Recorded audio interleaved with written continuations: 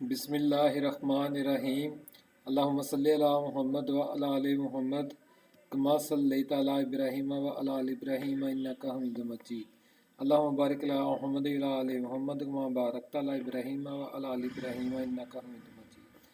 Ji, dear students, in today's lecture we are starting chapter 25 and the first topic is ecosystem introduction. The term ecology from the Greek words oikos. Oikos meaning the family household and logi mean study of. तो यानी घर की चीज़ों का मुतालिया जो है, घर की चीज़ों का मुतालिया जो है वो क्या कहलाता है, इकोलॉजी कहलाता है। The term originally was coined by German zoologist Ernst Haeckel in 1866. He called it oikologic. तो डेफिनेशन इसकी बेटा जी, the study of relationship of animals to their environment is called ecology. Environment क्या होता है? Environment includes not only the physical but also biological conditions. यानी environment जो है उन कंडीशंस का नाम है which support life. Environment the conditions which support life is called environment. It consists of many resources which support life.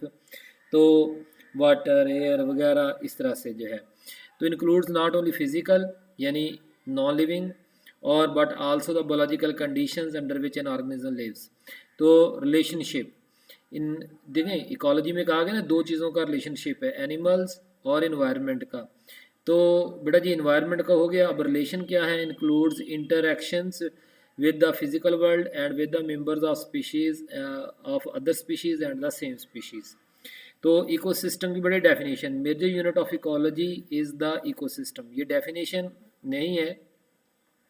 तो definition असल में क्या होती है कि when the community is interacting with when the community is interacting with the non living component of the environment then that community is called ecosystem.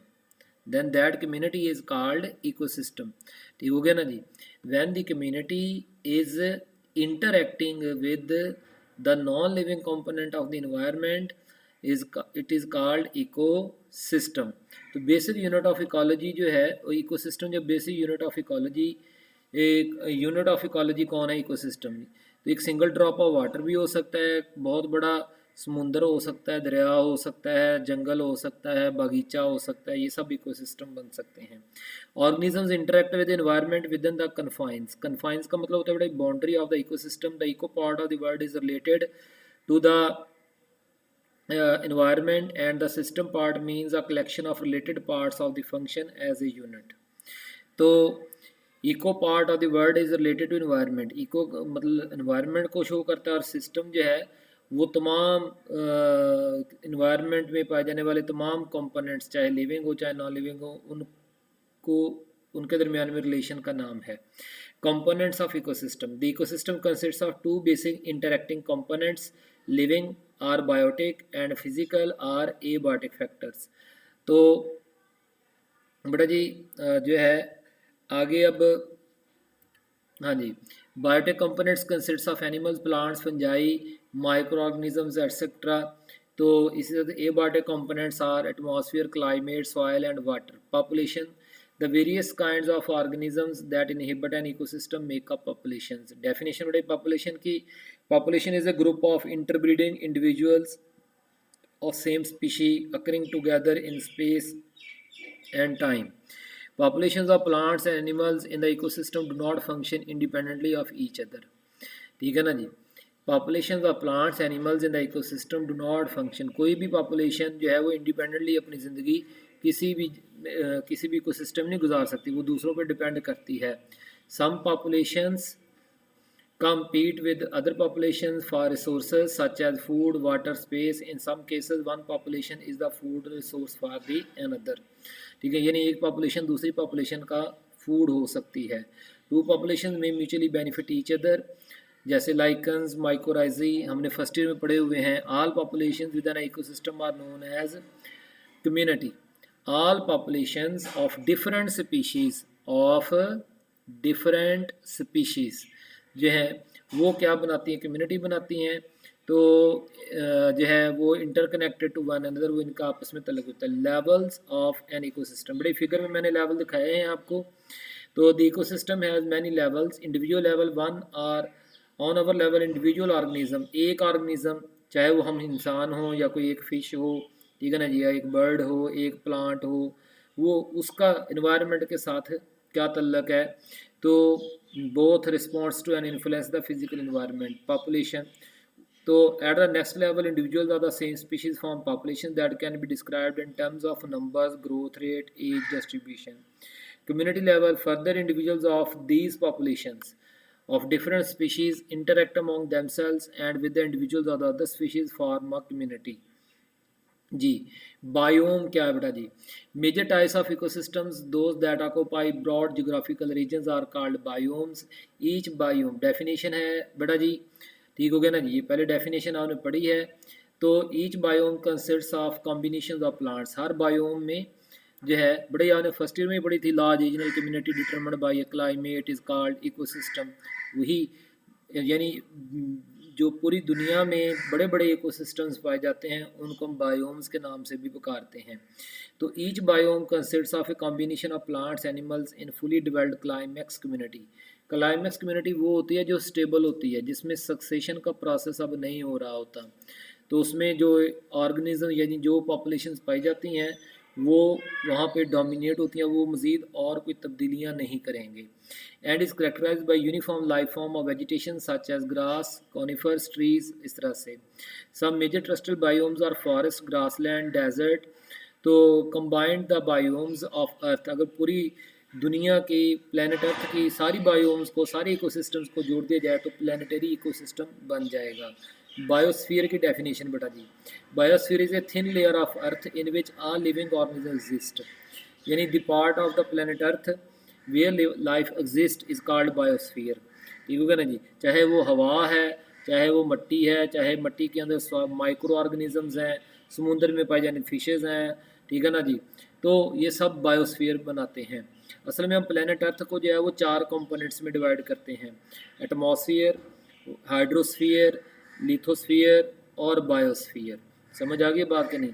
Habitat, जो an organisms lives in a habitat. तो बेटा जी एक organism जो है वो एक habitat में रहता है। An organisms to respond to variety of environmental factors only when all of them are within the range of tolerance it can be inhibit a location. तो डेफिनेशन बेटा जी क्या है?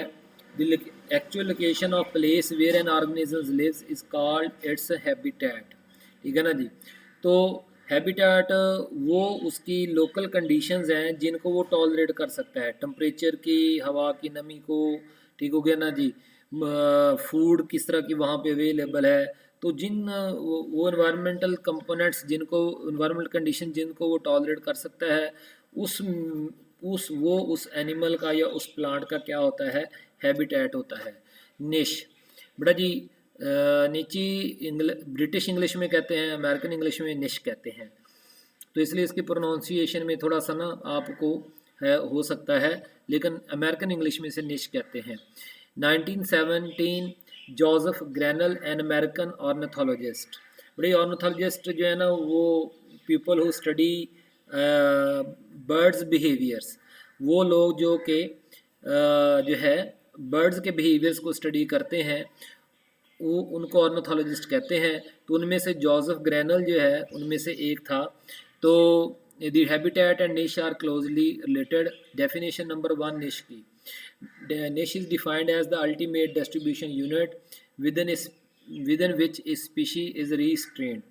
तो किसी भी यानी स्पीशी का वो एक डिस्ट्रीब्यूशनल यूनिट है, एक उसकी तादाद है एक एरिया में, तो जो कि मुकर्रर की जाती है। रिस्ट्रेंट का मतलब है मुकर्रर की जाती है by the limitations of its physical structure and physiology. ठीक है ना जी, कि जो और वो तादाद को तयन कौन करते हैं?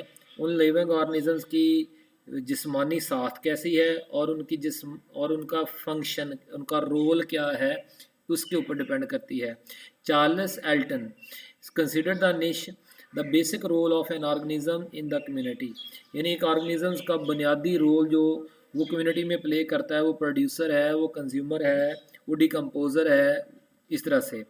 तो what it does in and for living community, its relationship to its food and enemies। तो बड़ा जी definition number 2, in other words he defined the niche as the species occupation. तो उसने स्पीशी के ऑक्यूपेशन के तौर पर जो है वो डिफाइन किया। इट जो है ये बेटा जी in it refers to the profession और job of an organism. Ecosystems are composed of organisms with different jobs or way of life, particularly concerning with feeding. Role of a particular species within a ecosystem includes all aspects of interaction with the living and non-living environment। बेटा ये आपकी book में yellow box में जो definition लिखी हुई है ये आपने किसी को सुनानी है, या अगर 2 नंबर की आ जाती है तो पहले नंबर पे आप ये येलो बॉक्स वाली लिखें, फिर डेफिनेशन 1 और डेफिनेशन नंबर 3 लिखें, सॉरी 2 लिखें। Niche is defined as the role of species plays in a community including behavior and influence।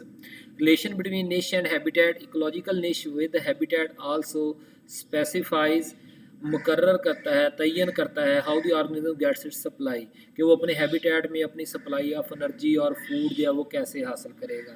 For example organisms predator prey and competitors as well as its behaviour and interactions are considered elements of its निश।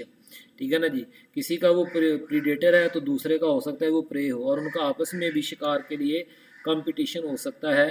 तो ये सारी चीज़ें उसकी निश, उसका role in ecosystem बताती हैं। इन एडिशन निश includes all the physical factors.